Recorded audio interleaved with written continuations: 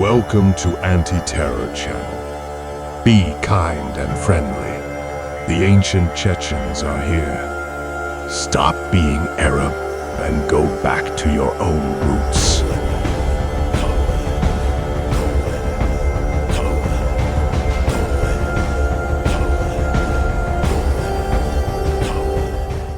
Дикто, сейчас это, алло, больше, что, вот я шею. И дела.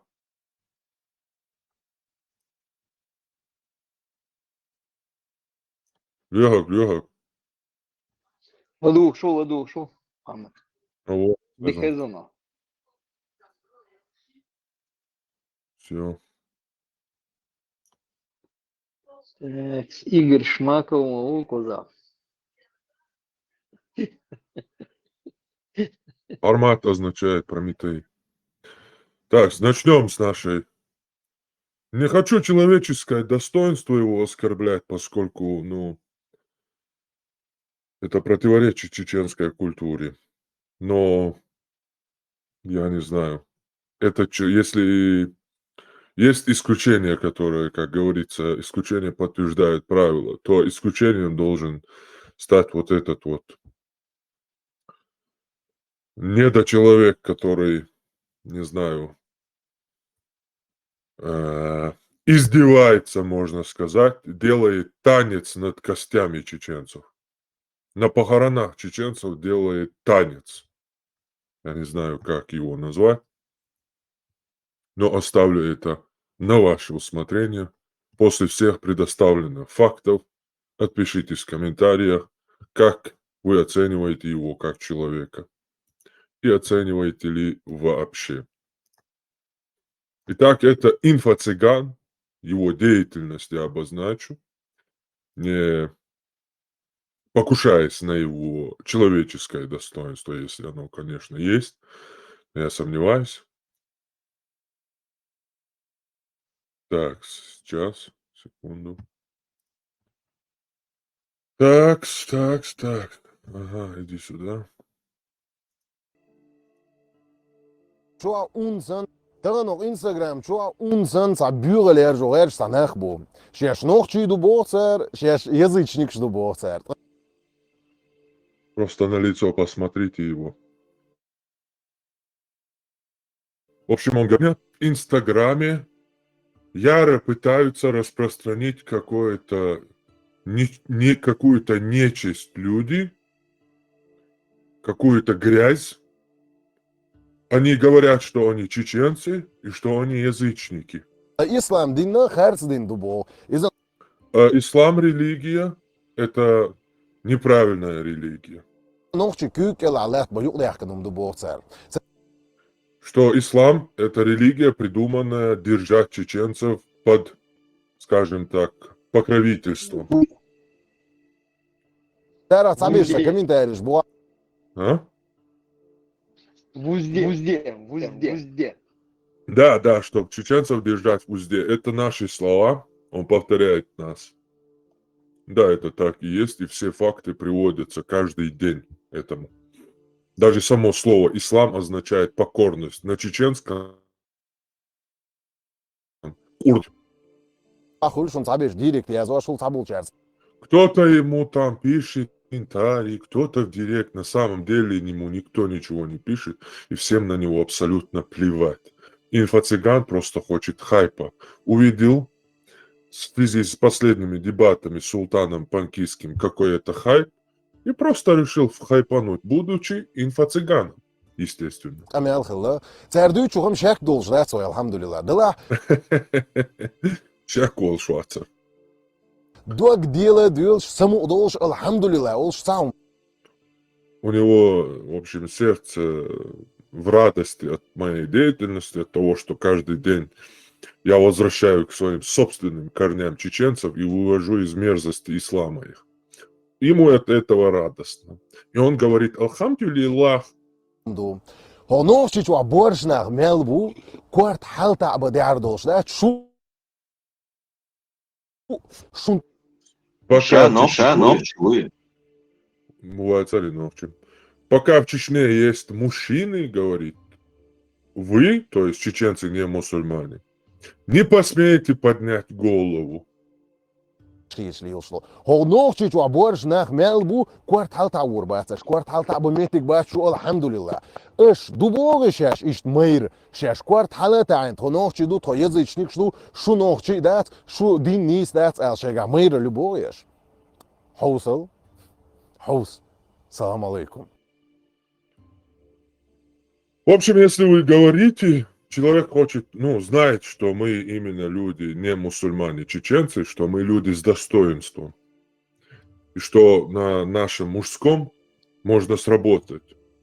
Как срабатывала русская пропаганда, точнее, российская политика на протяжении 300 лет.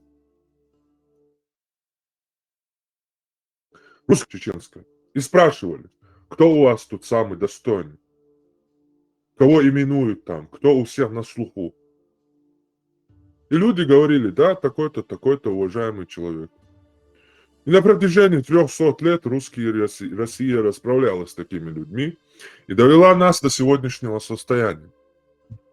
Последний раз, когда Советский Союз, нет худа без добра, как говорится, Советский Союз со своим атеизмом полностью, когда из нас выдавил ислам и оставил только, и у нас осталось только чеченское воспитание, и наши мужчины, наши женщины были воспитаны только на чеченском воспитании, с развалом Советского Союза и с началом войны эти люди, воспитанные только на чеченском воспитании, победили и на деле.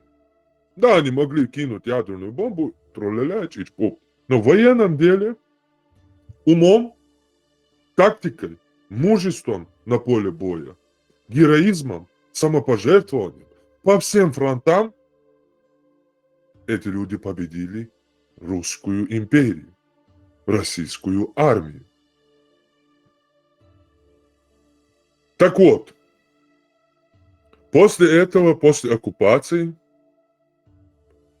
установили у нас концентрационный лагерь, где не действуют никакие законы, где есть одна партия, хоси-юртовцы, цинтароевцы, и те, кто служит им, которые имеют право, которым дан карт-бланш, творить над чеченским народом, который только-только чуть не исчез, раненый.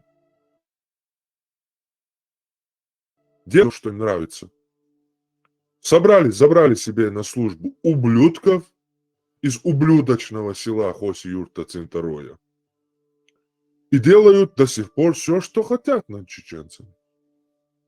И чеченцы вынуждены терпеть. Вынуждены. Потому что за этими ублюдками стоит 100-тысячная российская армия, которая даже с началом войны с украинцами не отзывается. Около 65 баз только на территории Чеченской Республики. 17 тысяч квадратных километров, по-моему, если не ошибаюсь. Вся территория. 65 баз. 100 тысяч войск российских. Любой чеченец, кто там что-то будет делать Кадырову или еще кому-то, там уже в дело вступает ФСБ, МФСБ. То есть они взяли это село себе на службу. И ублюдков с этого села, и других ублюдков еще жалких. Так вот, человек говорит, обращается к нам, чеченцам-язычникам, если вы мужчины, то поднимите голову. Я не знаю, кому этот человек себя причисляет. Ты типа русский. Обращаешься к чеченцам. И почему ты прячешься за какими-то мужчинами-чеченцами? Ты за себя отвечай. Ты скажи, пока я здесь, вы не поднимете голову. Зачем вы постоянно прячетесь за кем-то? Говори за себя. Пока я здесь, вы не поднимете голову. Если вы мужчины, поднимите голову. Вот так скажи. Я перефразирую тебя. Потому что в Чечне мужчины, за которых за которыми ты прячешься, они такие же мужчины, как и мы, чеченцы, наши братья. У нас нету ничего, никакой вражды с чеченцами. У нас нету с достоинством. Мы только радуемся, когда чеченцев с достоинством становится больше. Какого черта ты за ними прячешься и разделяешь нас? Мы чеченцы, язычники, буддисты, христиане, кто угодно. Мы собираемся на том, что мы все чеченцы, как это было в 90-х годах. Мы возвращаемся к корням народа, который поставил Российскую империю на колени, который победил империю. И избавляемся от вас, которые после Первой войны со своим исламом начали у нас тусить, разделили наш народ и заставили убивать их друг с другом. И это убийство друг друга до сих пор продолжается. И ты тоже тем же самым и занимаешься сейчас. Так вот, если ты боржа, если ты мужчина, то выйди и скажи, пожалуйста, что 300 тысяч чеченцев убито русскими, россиянами, Российской Федерацией, Путиным. Если ты мужчина, выйди и скажи это. Я не буду обращаться ко всем чеченцам, да? Но кто говорит про боржело, про мужество сегодня, эти дешевые ваши понты уже надоели. Мы в плачевном состоянии, а вы как будто, давайте это не будем видеть, будем делать вид, что все нормально. С бутылкой сзади ходишь. Так если ты мужчина, выйди и скажи, что Путин убивал наших отцов и матерей. Вот сам твой... Путин убийца чеченского народа. Кто из вас может сказать? Вот, чтобы ты понимал, я покажу тебе подтверждение от твоего патча. Вот твой патча тоже это говорит. Ему можно. Но попробуй посмотреть, тебе можно это или нет. Скажи, Путин убийца чеченского народа. 300 тысяч чеченцев убил, 42 тысячи детей убил. Если ты мужчина, выйди и скажи это. Если ты мужчина, пикни в эту сторону, просто если ты мужчина. Две военные кампании, Путин убийца чеченского народа. Хорошо, Флай. За 2 военные кампании у нас в республике погибло около 300 тысяч мирных жителей. За 2 военные кампании, говорит твой патча, в Чеченской республике умерло около 300 тысяч мирных жителей. Если ты мужчина, выйди и повтори эти слова, упоминая при этом виновника этих убийств, Путина. И к тому же, о каком мужестве ты там говоришь? Вот твой патча говорит, что он пехотинец Путина. Ты не знаешь, кто такой Путин? У тебя есть родители? Спроси у них, слышали ли они эти слова. Если надо будет, то будем воевать с них, Аллах. Если надо будет, то будем воевать с них, Аллах. Если надо будет, то будем воевать с них, Аллах. Путин. Если надо будет, будем воевать с их Аллахом. Это слышали абсолютно все чеченцы. Все до единого, как эти слова произносил Путин во время Второй войны. Если надо будет, будем воевать с их Аллахом.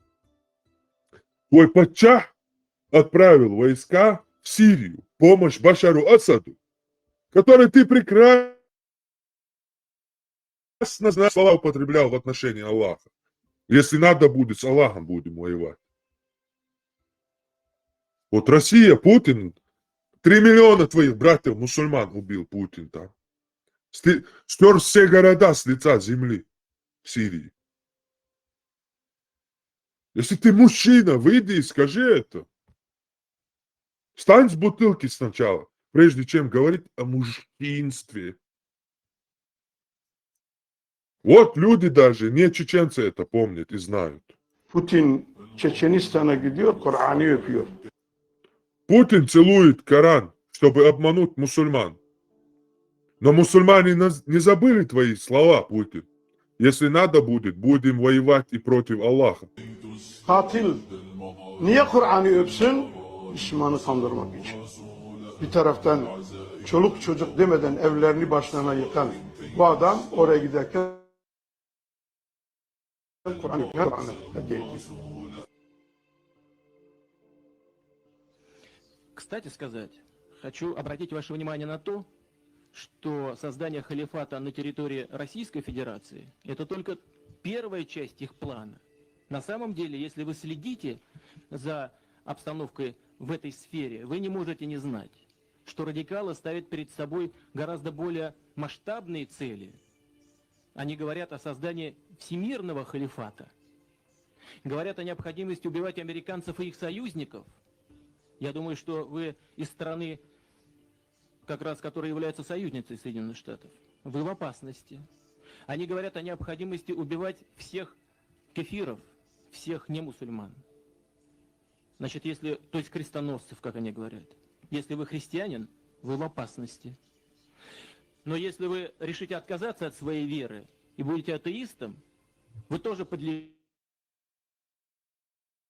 по их установкам ликвидации. Вы в опасности. Если вы решите стать мусульманином, то и это вас не спасет. Потому что они считают, что традиционный ислам тоже враждебен тем целям, которые они перед собой ставят. Вы в этом случае в опасности. Если вы хотите совсем уж стать исламским радикалом и готовы пойти на то, чтобы сделать себе обрезание, то я вас приглашаю в Москву. У нас многоконфессиональная страна, у нас есть специалисты и по этому вопросу. И я порекомендую ему сделать эту операцию таким образом, чтобы у вас уже больше ничего не выросло. Надеюсь, тебе перевод делать не надо. Вот твое мужество, да? Ислам Кадыров Вот оно. бьет электрошокером женщину. Закадровый текст поясняет, что она мошенница, у которой мэр требует имена сообщников. На кону судьбы десятка обманутых людей. Женщины упорно не признаются в совершении преступления. Не остается никакого другого способа, кроме как запугать преступниц, чтобы вернуть потерпевшим деньги. Я специально на камеру говорю. Этот родственник, ублюдок Кадыров, Ислам, родственник ублюдка Рамзана Кадырова. Там еще сидит один ублюдок, который с нами тоже учился в Суворовском, какой-то пацан. Они нас стреляли, боже. Чтоб ты там, твою маму там туда-сюда. Вот эта ублюдочная банда там делает все, что хочет. И где твое мужское? Вот чеченская женщина стоит. Непонятный чей выблядок, вот, кадыровский. Из выблядков Кадыровых, вот, стоит. Чеченскую женщину на электрошок. Где твое мужское?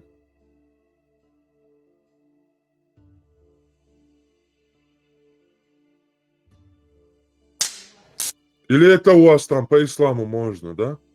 Я понял.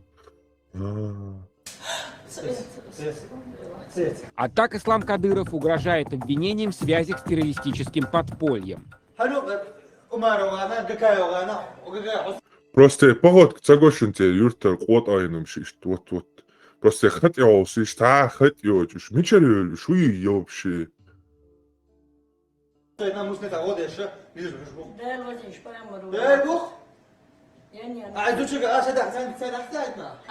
А на этих кадрах бывший мэр наносит ночной визит человеку, у которого скопились большие долги за ЖКХ.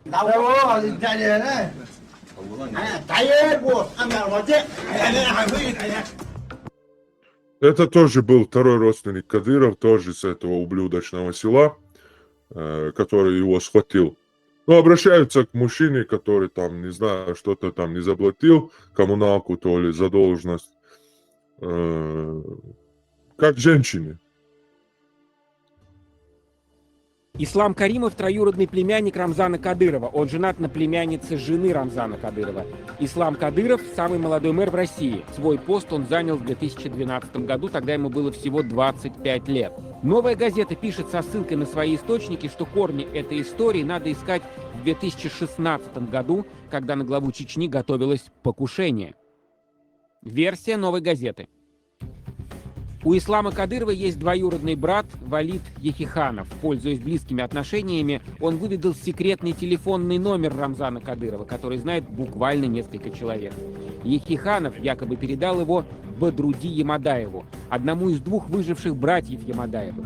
Ямадаевы не менее знамениты, чем Кадыровы чеченский клан. Выжившие братья считают Кадырова виновным в убийстве депутата Госдумы Руслан Сулим. В общем, не буду все эти кадры показывать, что творила российская армия на нашей земле. Но, думаю, все это видели.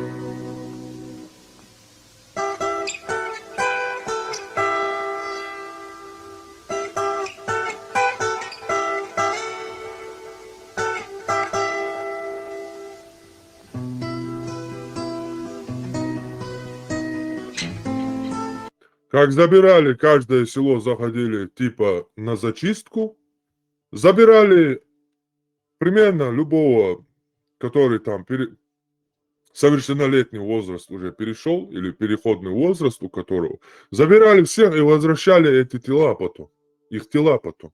Вот такие опухшие от паяльной лампы, без ушей, без носов, без всего остального. Выйди и скажи это, если ты мужчина. Скажи это. Вот ты это скажешь. Знаешь, почему ты это не скажешь? Потому что тебя волнует только твое собственное пребывание в комфорте. Как ты это и показал. Тебя волнует только твоя жалкая, ничтожная душа.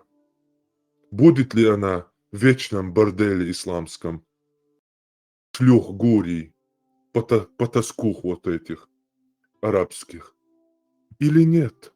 Вот что тебя волнует. Была история, один из моих родственников. Но инфопринцесса, ты не туда наткнулась. Завали свою хлеборезку и ровно сиди на бутылке. Не совершал намаз. И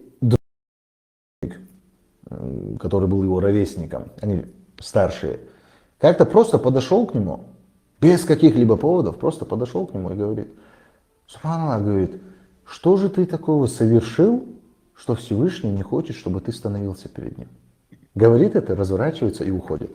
С того момента тот родственник не пропустил ни одного намаза. Эта мысль, она пугающая. Меня она пугает реально. То есть бывает момент, когда я не просыпаюсь на утренний намаз. Уаллахи, я каждый раз вот так вот сажусь у себя дома и начинаю прокручивать всю прошлую неделю. Где это был косяк. Понимаешь? Где это была ошибка. Я реально начинаю думать об этом. То есть, что я сделал такого, что Всевышний не захотел, чтобы сегодня утром я проснулся и встал перед ним. Такая вот мысль, брат.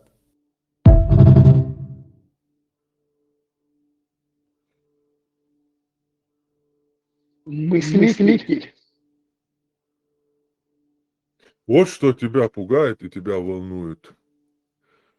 Так что давай без своих этих инфо-цыганских вещей. Да, занимайся своим инфо-цыганством, но в эту сторону, чувак, в сторону чеченцев-язычников, не смей даже и свою эту хлеборезку открывать. Тебя волнует твой половой орган, и будешь ли ты вечно заниматься сексом с шлюхами, гуриями? Пожалуйста. Только после этого не представляйся каким-то чеченским защитником. Занимайся чем хочешь, только оставь чеченский народ. Вы все, которые волнуетесь за это, за рай, бордель, Фирдаус. Жить шлюхами вечно, где Аллах у вас вечно. На берегах райских рек, в вашем раю, будете заниматься исключительно лишением девственности Гури, которую Аллах будет обратно зашивать ей, вот эту девственную плеву, и вы опять ее лишать девственности. Аллах будет опять зашивать ее, и вы будете вечно этим заниматься. Хорошо, занимайтесь этим. Ну, в чем?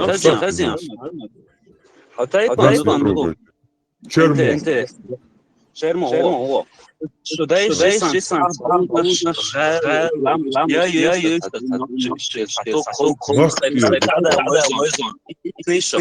Noch quai, tu kam dut va makt ir dut.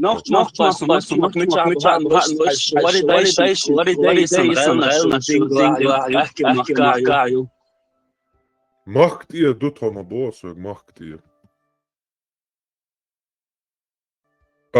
Украине ради вот этого Путина, который с Аллахом хотел воевать, за этого Путина, за Россию, за убийц нашего народа, идти в Украину убивать мирных жителей, это джихад, говорит твой президент, твой падишах.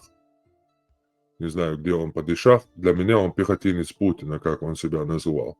Но вы называете его падишахом. Он говорит, что там джихад.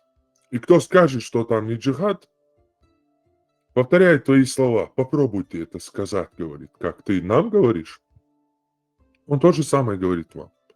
Так вот, в Украине джихад за унитаз Путина убивать мирных украинцев, да? Если ты мужчина, выйди и скажи, что там не джихад. Потому что ты прекрасно знаешь, что там не джихад. Вы все мусульмане знаете, что там не джихад. Но если вы мужчины, один из вас, из мусульман, честно говоря, выйдите и скажите, что там нету джихада. Один скажите это. Вот вы это скажете. Вы никогда не скажете это. Знаешь почему? Потому что вы рабы. Поэтому вы это никогда не скажете. Кидается Мариуполь закачивает. Сигаёл, что ты несёт бо и кайф там. Говорит, когда мы в Мариуполь доехали, вот эти шумы там от бомб, боу, это был кайф.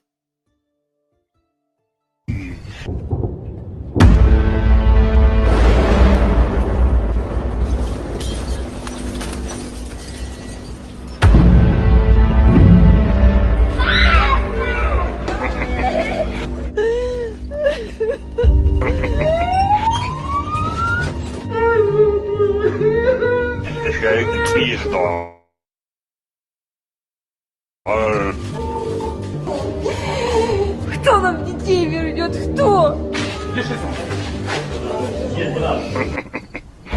Хочу, чтобы быстрее это все закончилось. Какая пиво тебе даст, ему жизнь не дал. Я знаю, тебя нормально дал, а ему дал. Настоящий кайф будет, когда эти бомбы, эти шумы, боу, будут в одном селе. Вот это будет кайф для всего чеченского народа. Этот кайф обязательно будет. Мы этого дождемся.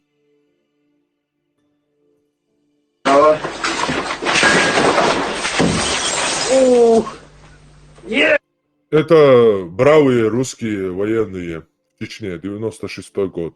Наверное, тоже тогда семья Кадырова испытывала кайф от этих шумов. Боу. Да? Ты тоже Боржаев. Кстати, его зовут Абу-Бакар. Если вы не знаете, Абу-Бакар значит отец верблюда молодого. Это имя одного владельца верблюдов в Саудовской, Аравии 7 века, подельника одного бандита, варвара, убийца, насильника под кодовым названием Пророк Мухаммед, на самом деле Пророк Мухаммед. Это был его подельник Абу-Бакар, тоже владелец верблюдов, грабитель, банда грабителей и караванщиков. В 7 веке была такая. Вот его имя в честь него, вот этого извращенца Абу-Бакара. Отец верблюда молодого. Конкретно. Да, хороший был телевизор. Когда-то. Не, он показывает. Показывает. Чеченскую программу. Можно смотреть. Не, это не террористы. Никаких террористов нету, никаких арабов нету, никакой Басаев не поехал в Дагестан. Это мирные дома чеченцев. Дома мирных чеченцев. Неплохая такая-то самая жилетка у тебя неплохая. А где пиджак? Вместо часов. Это вместо часов, да? Грамотно.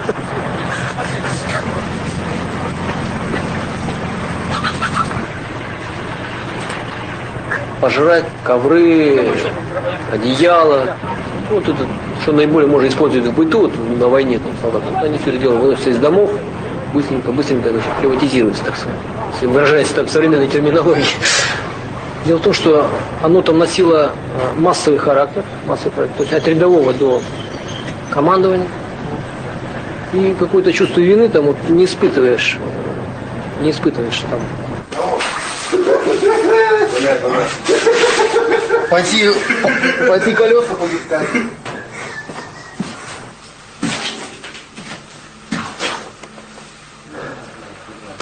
Это называется конституционный порядок, да?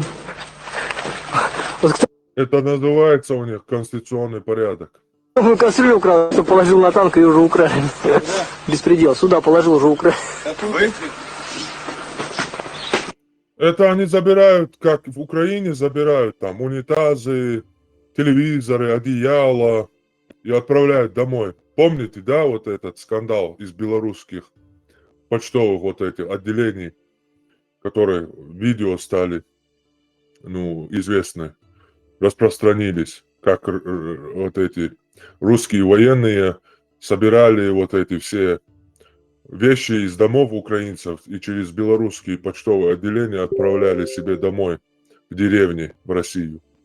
То же самое. Если ты мужчина, выйди и скажи это.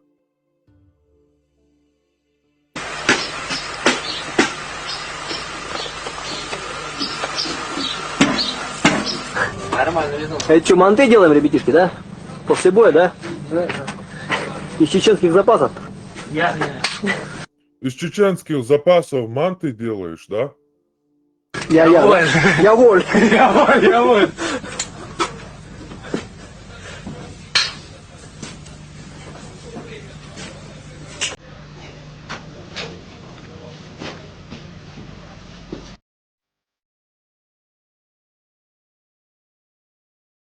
Чему эти дешевые понты, старик? Твой падишах сам всех бородых, кто там лицо закрывал, кто там намаз один лишний делал, забирал в подвалах, пытал все эти годы, пока он не решил, Путин не решил войну начать с Украиной, где типа вы против сатанизма, войска Исы алейхиссалям, против западного сатанизма и ЛГБТ. Вот в этот момент стали вы мусульманами.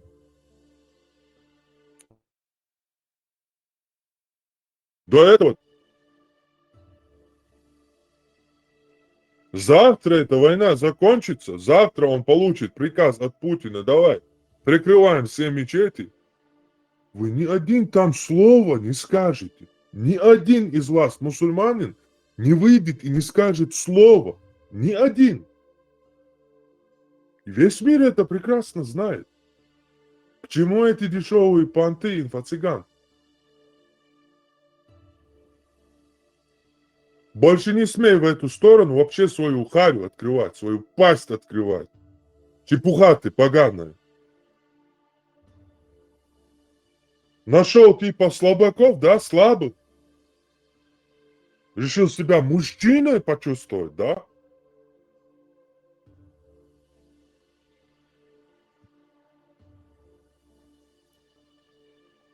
Вот ваша доля. Сука, арабам.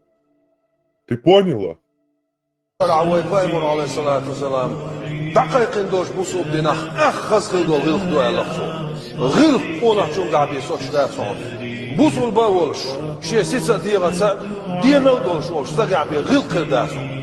قول شو قاعد الخدعون كما شو خدعون صبر خدعون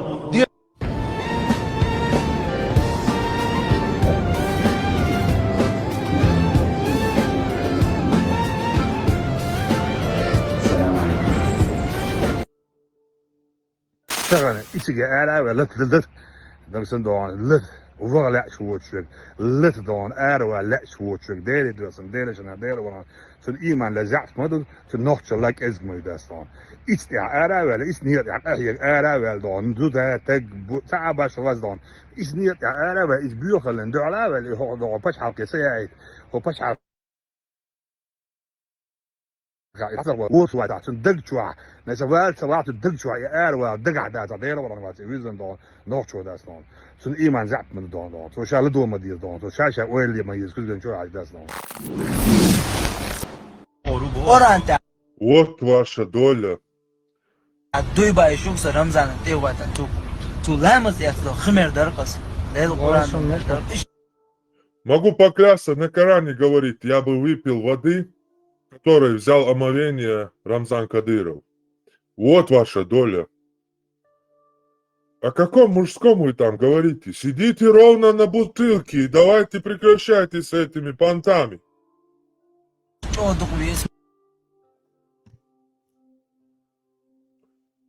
Насчет того, что мы якобы распространяем типа грязь в интернете. Ты, наверное, свой ислам вообще не знаешь. А?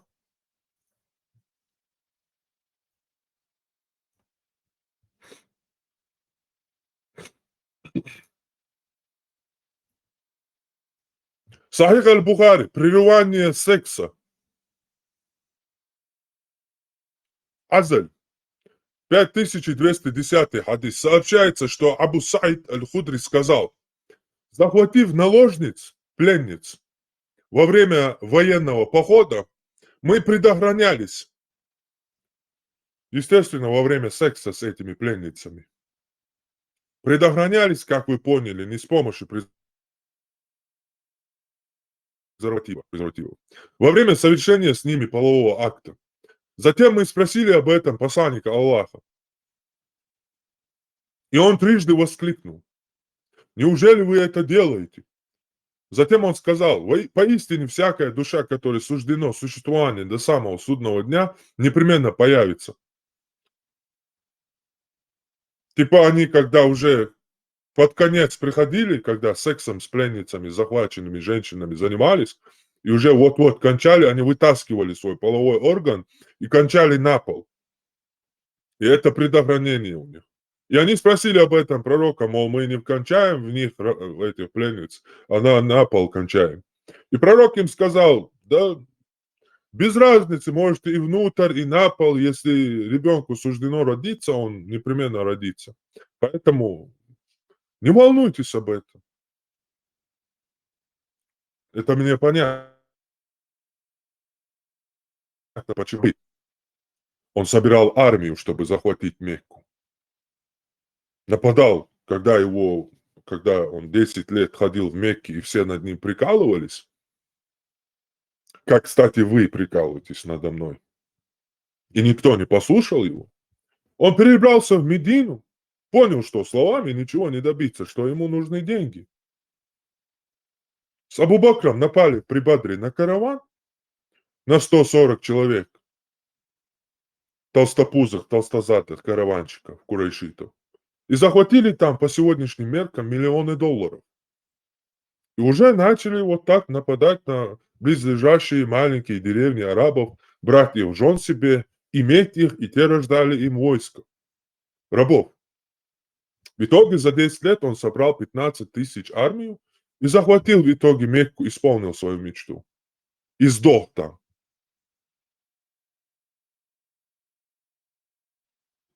Ему было достаточно, он удовлетворился, он хотел стать царем Мекки, он это сделал. После его смерти Абу Бакр и Умар, вот они уже начали интервенцию за пределы Арабии. 2542 хадис сообщается, что Ибн Мухайрис сказал: однажды я увидел Абу Саида и спросил его о прерывании полового акта. И он сказал: мы отправились вместе с посланником Аллаха в поход против Бану аль-Мусталик и захватили пленных из числа арабов. Мы возжелали женщин, захотели заняться сексом с этими захваченными женщинами. И дальше вот эти, что за ничтожество говорят, просто послушайте. Ведь холостая жизнь стала тяготить нас. Но мы захотели извергать сперму вне влагалища.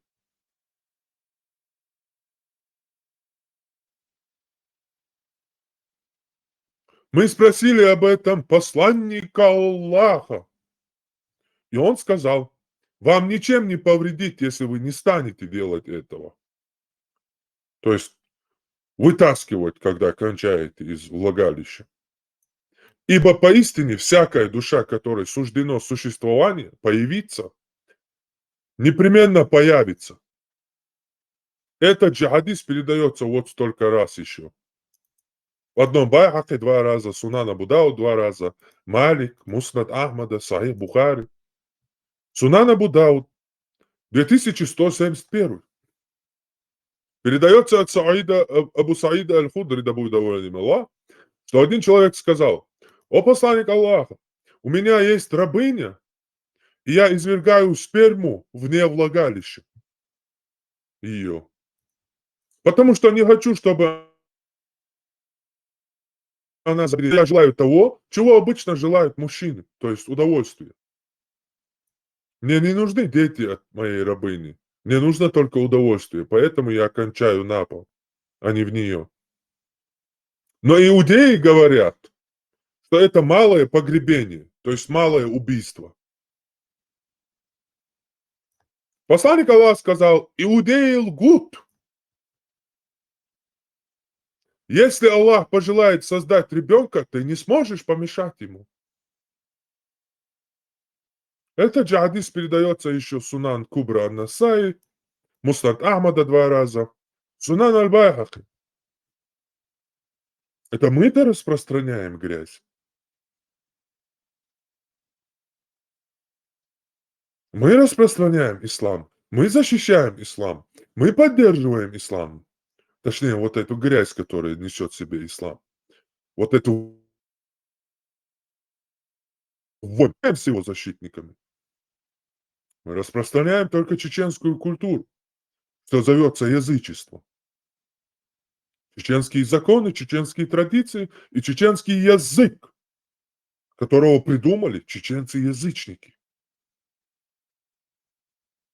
Мы призываем вернуться к чистым корням, которые нахвалены всеми путешественниками мира,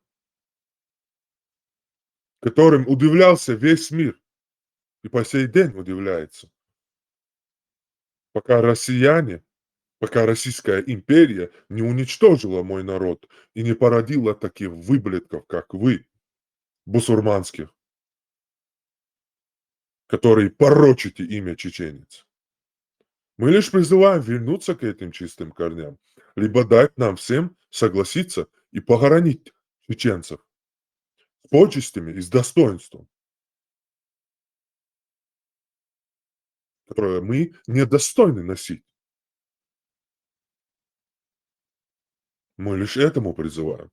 Либо мы становимся чеченцами, достойными наших предков, либо мы хороним наших предков. И говорим: чеченцы умерли, все, мы теперь мусульмане. Вот что мы распространяем. Сахих аль-Бухари, 4615 хадис. Сообщается, что Абдулла ибн Мас'уд, да будет доволен им Аллах, сказал: когда мы участвовали в военных походах вместе с пророком, с нами не было наших жен. И однажды мы спросили его, не кастрировать ли нам себя. Однако он запретил нам делать это и разрешил заключать временные браки. В исламе временный брак называется снять проститутку. Заплатить женщине в исламе называется временный брак. Это не шиитский сборник, это Сахих Бухари. Да, Мухаммед запретил временный снимать проститутку в день Хайбара. Это за 3 года до его смерти. То есть 19 лет он разрешал снимать проститутку. И перед смертью это запретил. Позволив нам, однако он запретил нам кастрировать себя и разрешил заключать временные браки, то есть снимать проститутку, позволив отдавать женщинам в качестве платы одежду, кусок одежды. А потом Абдуллах прочитал аят, в котором сказано: «О те, которые уверовали, не запрещайте того благого, что разрешил вам Аллах». То есть не запрещайте снимать проститутку, которую снимать разрешил Аллах. Но Мухаммед почему-то его запретил потом. То, что разрешил Аллах. Чудо ислама. Сахих Муслим, 1406 г. Сабра ибн Ма'бад сообщила, что посланник Аллаха разрешил своим сподвижникам вступать во временные браки с женщинами в год Победы. Итак, я и мой друг из Бану Сулейм отправились в путь, пока не нашли молодую женщину из Бану Амир, которая была похожа на молодую верблюдицу с длинной шеей. Мы предложили ей заключить с нами, то есть 2 чувака, одной женщине предложили заняться сексом за плату. И подарили ей наши плащи в качестве платы. Она стала присматриваться и нашла меня красивее моего друга. Но плащ моего друга показался ей красивее моего плаща. Она немного подумала, но потом предпочла меня моему другу. И я остался с ней 3 ночи. А затем посланник Аллаха повелел нам расстаться с ней. 3 дня. Вот это мы уже читали, сура 4, аят 24, где Аллах и Мухаммед, точнее Мухаммед вытащил из кармана аят, где дозволено заниматься сексом с замужними пленницами. Все, что мы выше читали, это якобы незамужние пленницы, а тут прямо в Коране даже с замужними позволил твой пророк заниматься сексом, если на войне захватил их плен, их брак в исламе аннулируется. И с ней можно заниматься сексом. Мы это распространяем, да? Мы к этому призываем.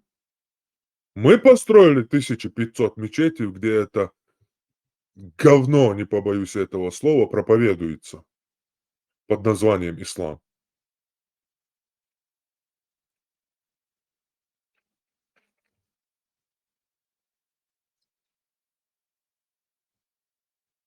Вот Марьям, тоже у твоего пророка известная секс-наложница, которая родила ему сына Ибрагима, которую он сначала запретил себе, когда Хафса застала его,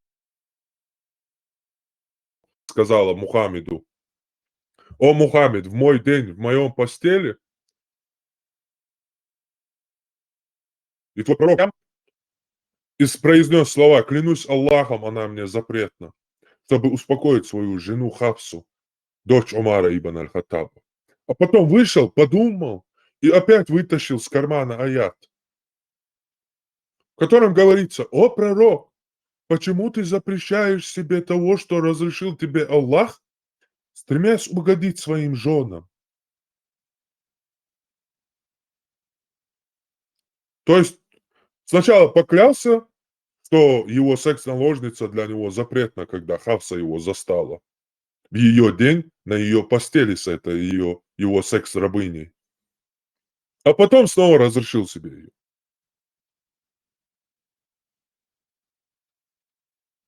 Мы к этому призываем. Сунан Абу Дауд 2157 передается от Саида Абу Саида аль-Худри. Аллах сказал о женщинах, взятых в плен в Аутасе, что не следует вступать в половые отношения с беременной, пока она не родит. а с той, что не беременна, до тех пор, пока не пройдет очередная менструация.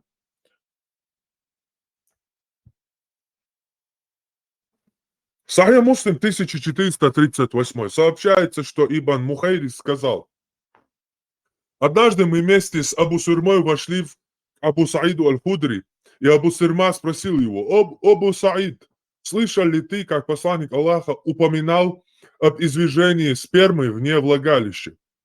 Он ответил: да. Мы вступили в поход на Бану Аль-Мусталик вместе с посланником Аллаха и захватили благородных пленниц из числа арабов. Холостая жизнь стала тяготить нас, и мы хотели получить выкуп за пленниц. А также мы хотели насладиться ими, извергая сперму вне влагалища. Мы сказали: посланник Аллаха среди нас, так неужели мы будем делать это, не спросив его?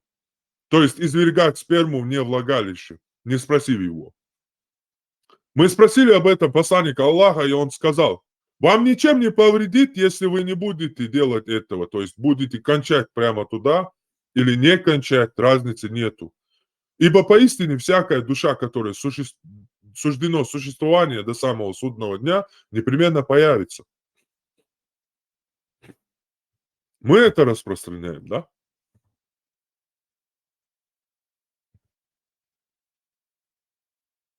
Сахih Муслим, 309 хадис. Сообщается со слов Анаса, что пророк обходил всех своих 11 жен, совершая при этом большое обмовение лишь один раз. То есть он спал с 11 женами и купался один раз после того, как с ними переспал с 11. Это 100% болезни, 30 около разных болезней. Что мы находим в следующем хадисе? Сахih Бухари 2037. Сообщается, что Айша, да будет доволен ею Аллах, сказала: вместе с посланником Аллаха совершала и'тикаф одна из его жен. Были желтые и красные выделения. И иногда мы даже ставили под нее тазик, когда она совершала молитву.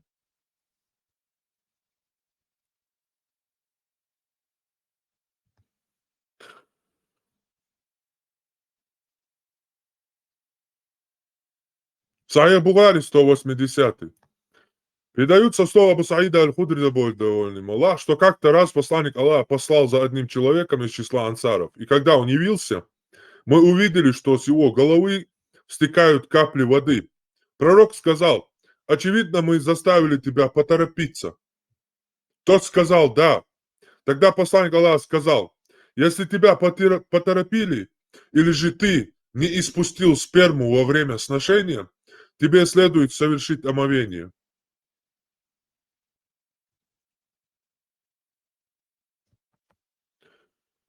А вот как Айша уже упрекает твоего пророка, который дозволял себе любую женщину, которая подходила к нему и говорила ему: возьми меня, пророк.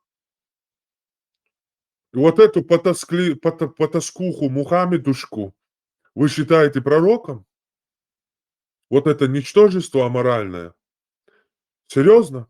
И после этого вы себя называете чеченцем? Серьезно?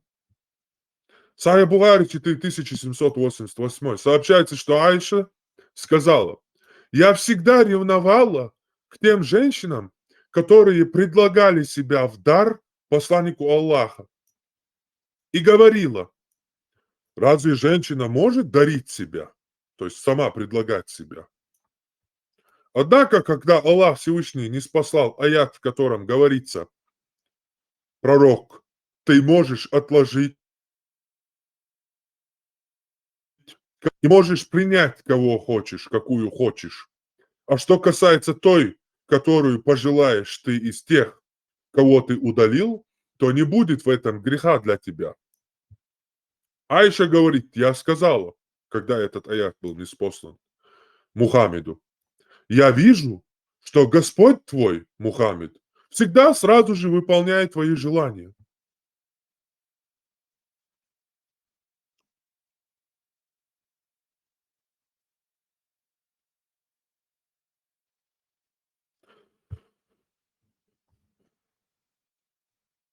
Так что давай, инфо-цыган. Цыганствуй где-то в другом месте. Сюда больше рот свой не открывай.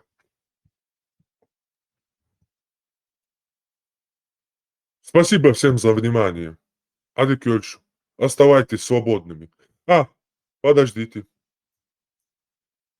В качестве насыха прочитаю еще один очень хороший хадис для наших братьев-мусульман, чтобы они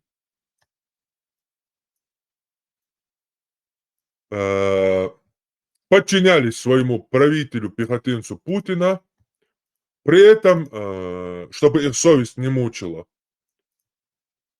Это очень хороший хадис. Однажды, Сахих Муслим, 1847 хадис.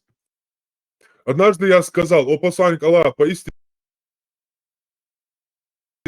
а потом Аллах даровал нам это благо, то есть ислам, в котором мы сейчас находимся. Но придет ли после этого блага зло? Он сказал: да. Тогда я спросил: а придет ли после этого зла благо? Он сказал: да, придет. Я опять спросил: а придет ли после этого блага опять зло? Он сказал: да. Я спросил: в чем же будет заключаться это зло? Он сказал: после меня будут правители, которые не станут придерживаться моего руководства, Корана, не будут следовать моей сунне, и среди них будут люди, сердца которых будут подобны сердцам шайтанов в человеческом обличии. То есть после меня будут правители, которые не будут следовать Корану, моей сунне, и будут шайтанами в человеческом обличии. И Хузайфа спросил его. И Хузайфа сказал: я спросил: о посланник Аллаха, а что мне делать, если я застану их? Пророк сказал: слушайся и повинуйся своему правителю, даже если он будет бить тебя по спине и забирать твое имущество. Слушайся и повинуйся, и подчиняйся. Поэтому слушайтесь и подчиняйтесь своему падишаху, и рот свой не открывайте в нашу сторону. Армат, нельзя там эту женщину, которая говорит, арабку, которая говорит, для шейхов там покупать для мужей там чеченских женщин больше, показать, упомянуть ее. Можно.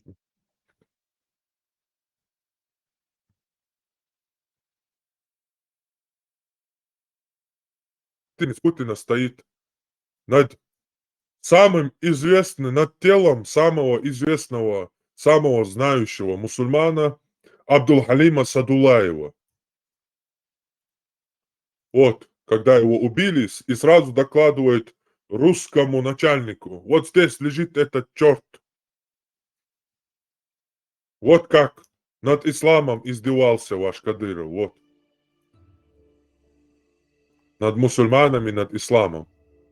Если ты мужчина, выйди и скажи хоть слово против этого. Что нельзя говорить ненастевель трупу. Переспи со своей матерью, мертвому человеку.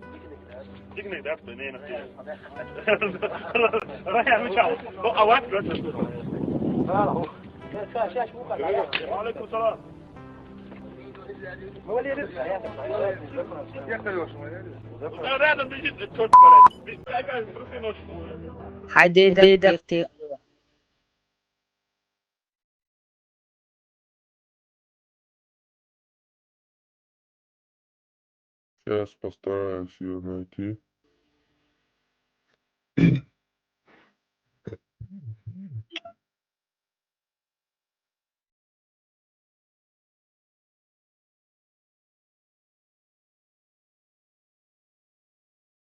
Блин, где эта дура? Да,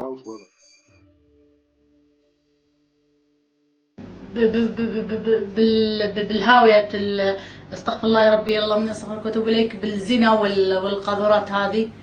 وان شاء الله يا ربي يا كريم خير. وانا الصراحه انا الدول اللي اشوف انها يعني مثل الشيشان اللي هي بينها حرب وبين دوله ثانيه اكيد في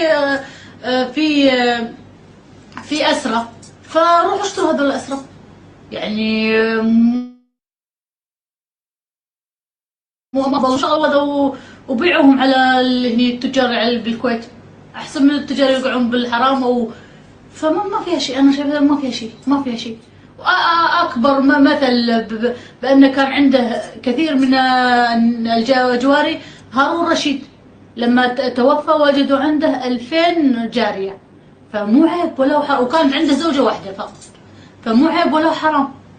يعني شريعتنا محلله الشيء هذا، والحمد لله الكويت يعني فيها كثير من التجار واللي ملتزمين واتمنى الكويت للافضل ان شاء الله. Если есть у кого-то что дополнить, говорите, и мы закончим. Маршал, Арман. Я маршал Хило, марш. Иудуючи, раз опекаться, Вместо того, чтобы наши мужья будут жениться на вторых, третьих жен, там, мы лучше купим для них секс-наложниц из Чечни, например. Как Харун Рашид, у него было там 1000 наложниц, секс-рабынь.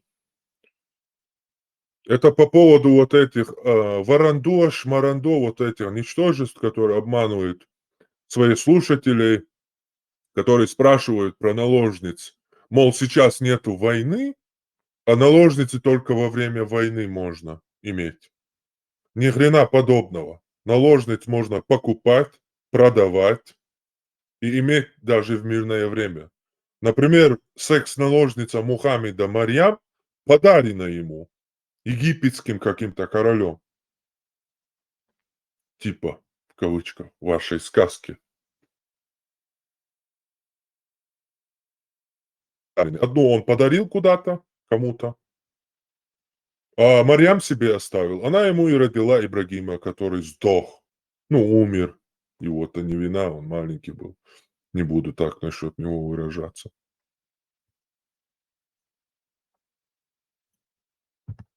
Да, понял. Сейчас еще один момент добавлю. Маршал, ну, Маршал.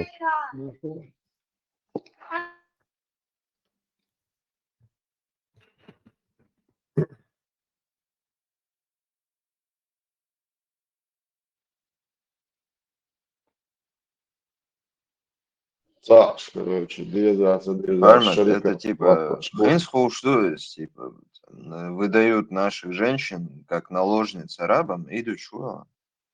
Да, это так и есть. Они покупают какой-то дом возле моря, типа женятся они на наших женщин. Но ни семья этого араба, ни его жены не знают, что у него есть наша чеченка секс-наложница. Он к ней приезжает раз в месяц или 2 раза в месяц, имеет ее и потом едет обратно к своей семье. И мы довольны. Институт наложничества Йолш Ютер Индии рабочий. Юдеев, ничего себе. Представь, вообще в голове ничего не переключает у наших старших. Сирийские женщины вернулись с детьми, детям 4, 6, 8 лет. Ничего вам ничего не говорит? Так вот же нам не то, что эти потаскухи становятся их секс-игрушками арабов, Так после этого они еще и блогерками становятся. Вот что плохо. Да, И пропагандируют. пропагандируют. Вот, пожалуйста, Смешанные браки, да, вот, пожалуйста. пропагандируют. Потому что они прям смотрят на нас. Секунду, сейчас Все послушаем. секунду. арабы хотят жениться на кавказских Все арабы хотят жениться на кавказских женщин. девушках, потому что они прям смотрят на нас. أنا شخصيا هواية يطلبون مني أصدقاء. Он говорит, все его друзья просят, говорит, типа, попроси у своей жены, есть ли какая-нибудь знакомая из Дагестана, либо из Кавказа, которая хочет жениться, так что все хотят. Было. Сейчас самое интересное. Вот.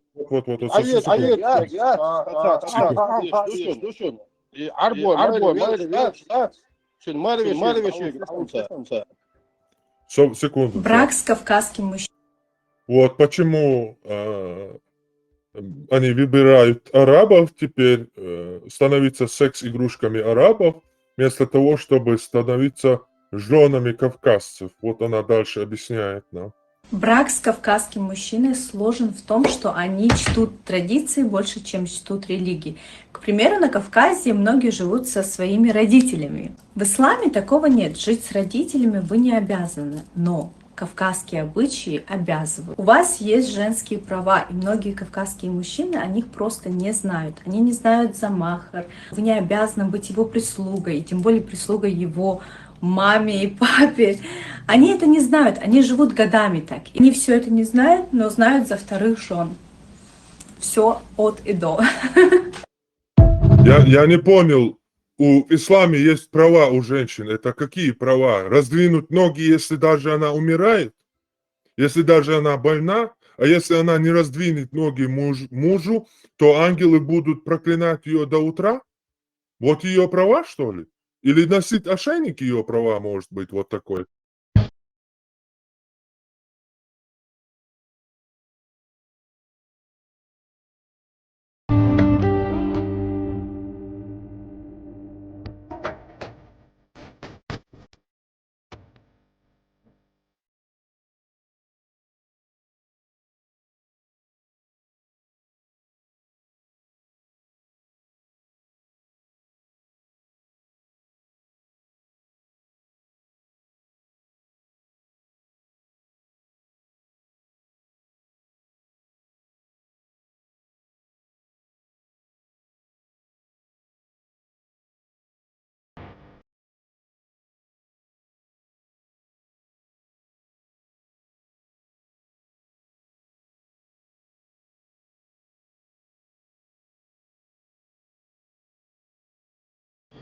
Наши жены, молодожены, сажают наши жены, молодожены, сажают маленького ребенка в коляску, выходят по улице и идут на прогулку. Как верблюды, жующие колючку, жуют жвачку, кичливость в походке. Боже, как это машина, у которой большой это балансировка, которой нету, развал, машина как будет? Вот так идет по улице. Где это смешно, но это грешно. Это все харам. Нету у женщины прогулки, кроме свой огород, кроме как свой сад, кроме как свой сарай, кроме как спальню своего мужа. Вместе с мужем, кроме как своему отцу и матери, куда муж заберет. Вот у нее куда есть прогулка. Нету прогулок по улице. Еще их тапочки, капш идут за ними. Или же их каблуки, арх идут за ними. Это все является харамом. Пошел со своим харамом сам. Ты в первую очередь харам адам.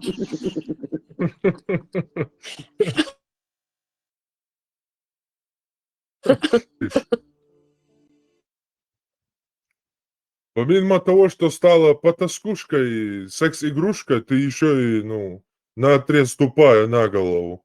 В исламе есть права у женщин. Какие права? Может, в том, что Мухаммед назвал вас недоразвитыми, тупыми? Может, в этом он вас как-то возвысил? Или тем, что ваше свидетельство одной женщины – это половина только свидетельства мужчины? Харма топливом ада он назвал их, женщин. Топливом ада. Если и есть в чем-то зло, сказал ваш пророк, то в лошади, в доме и в женщине. И молитву нарушает осел, который пройдет спереди молящегося. Осел, свинья и женщина прерывает молитву.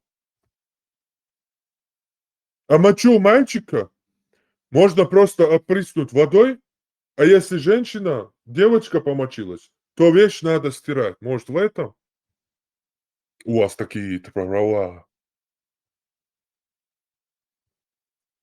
Калама, Дудо.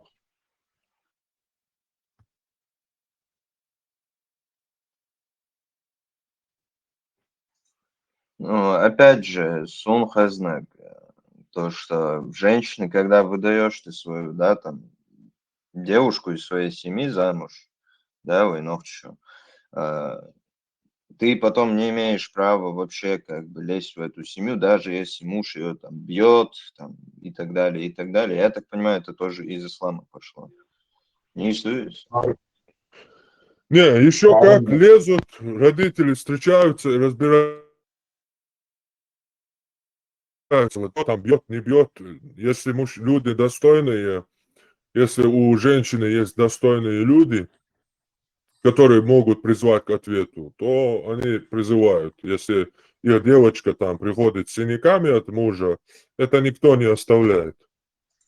Что бы там она ни совершала. В чеченском законе вообще наотрез отсутствует, категорически запрещается физическое наказание женщины, какое бы преступление она ни совершила. Хармат, если не сложно, можешь включить видео, которое я тебе скинул, там есть права женщины в исламе. Это Миямото ты? Да, если не сложно. Чтоб все видели, какие у них права. Всем Да. добрый вечер. Мне можно слово? Не, нельзя пока. Добрый вечер. Муж и жена пришли встретиться с пророком Мухаммедом. Супружеская пара муж и жена пришли встретиться с пророком Мухаммедом. Я хотела бы спросить вас о моих обязательствах по отношению к моему мужу. В чем заключается ваш вопрос? Могу ли я возразить своему мужу, если он попытается приблизиться ко мне? Когда ваш муж просит вас о близости с ним, вы не должны отказывать ему ни в коем случае. Ни одна женщина не сможет выполнить свой долг перед Аллахом, пока она не выполнит свой долг перед своим мужем. Если он попросит ее о близости, даже если она сидит в верблюжьем седле, она не должна отказываться. А что, если я откажусь это сделать? Если муж позовет свою жену к себе в постель, а она откажется и заставит его заснуть в гневе, то Аллах будет недоволен и пошлет ангелов проклинать ее до утра. Альхамдулилла, Аллах понимает, в чем нуждаются люди. А как насчет моих потребностей? Ну да, в принципе, это Супружеская то, пара что муж есть и в жена. хадисах. А как это? Верблюжье седло, это как? Альхамдулилля, товарищи.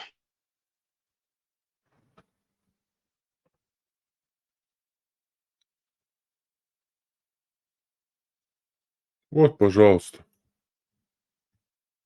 Ладно, любой имеет право выходить замуж, но потом не надо пропагандировать.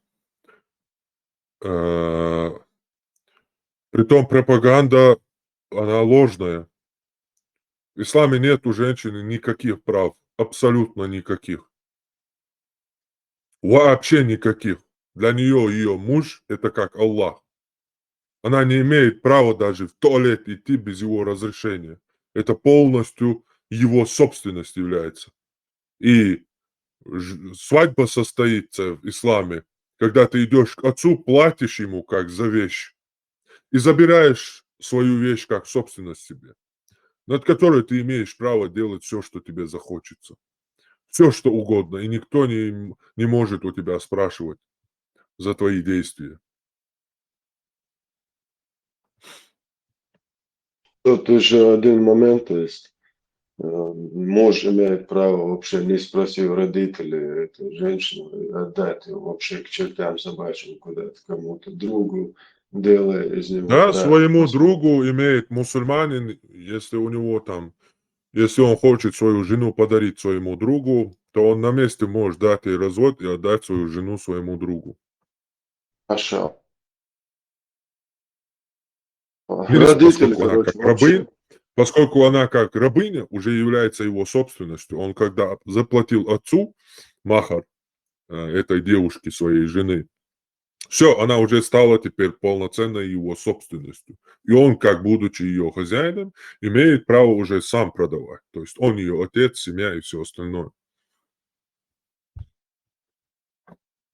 Машаллах, какая мудрость.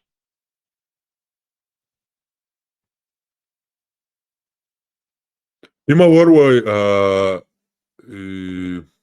хуерцен фамилия Галга Вацер, маярыча зудрибоштик, ацен закаеви командяу. Бакова. Албакова. ورق نوفش قيقان باش أرباش زود ما يعني تعار أشي هنا مسي تحيا إتان كروتش شين ليلة يقارد ما ينحكوني. Ja, sabardi, vajag, ka mēs to bijām molnaši būs. Pituhīši kādi izcēli. Netjājok tamual pituh. Sun teon, genu amazē iezara. Išti tamāk, man bija pieši nāhan. Tamalo cērguncu. Харвар пичич ашей гладуш получаем. Хар бусалдин доишу хар ладуаш. فزية دار السلام عليكم يبزن خير يتحيوا فزية دار الكوفة قوم بوش نلوجت لاس ميجيبا.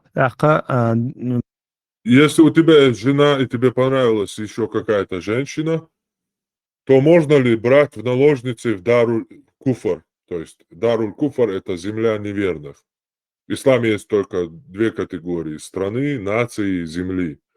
Это Даруль Муслим или Му'мин, не знаю. То есть земля мусульман и Даруль Куфар, земля не мусульман, не верующих.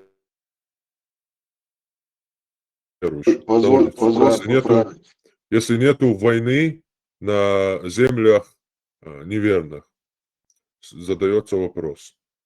مو أصنع يأزد يلح مثلا شين تعزود خزي اللح تون قيت تأزد يلعيشات تون نلوجين سوى المخاري تمتع بخلش بات. Наложниц бывает только на войне, как мы знаем, говорит. Это абсолютная ложь и чепуха. Никакой войны не было, когда Мухаммеду подарил египетский король наложницу Марьям. Откуда вы эту чепуху взяли? Никакого отношения к войне наложница не имеет. Ибрагим Авраам, ваш вообще суперский инцестник, который на родную сестру женился. Вот это самый там известный, самый суперский чувак в этой религии, Ибрагим Авраам, сестру Сару. Это была его родная от его отца сестра. И его женой стала. У него была наложница. Ему Сара подкинула, потому что он Сару 2 раза подкидывал под 2 царей разных. Потом его жена Сара принесла ему наложницу, подкинула под него. Мол, ты меня тоже подкинул, любимый муж, под 2 царей. Давай я тебе тоже отвечу 1 раз. То есть никакой войны не было, это просто был подарок для них. Это полная чепуха.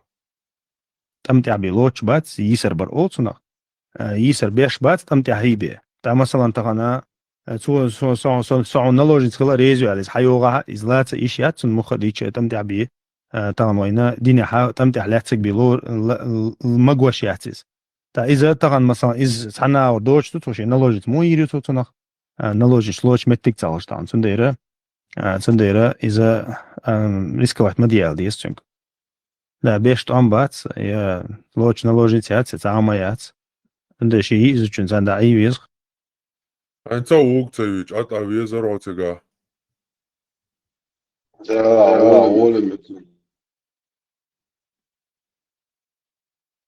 سام شيخ يلا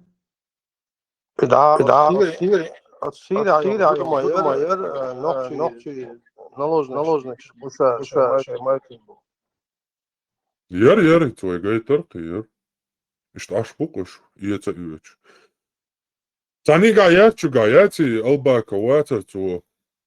Šai no, zudri damala āraš arbošk būš.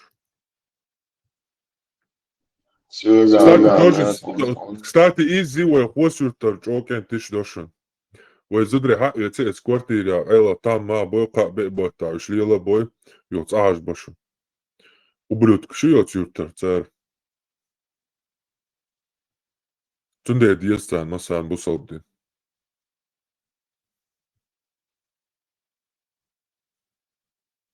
No do Düsseldorf dačun. Cahum až dindol humšun Düsseldorf dačun. Dēl dojā Düsseldorf dač.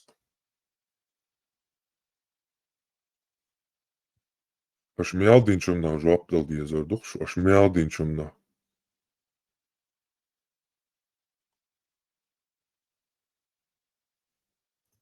Tēr dojā hietsun hopdāk entitāk.